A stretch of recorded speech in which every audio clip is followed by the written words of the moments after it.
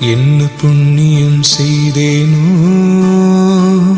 அம்மா, நான் என்ன புண்ணியம் செய்தேனோ, என்ன புண்ணியம் செய்தேனோ அம்மா, நான் என்ன புண்ணியம் செய்தேனோ. மன்னர்நாதர் அம்பலவர் வந்தார் வந்தார் என்று திருச்சொன்ன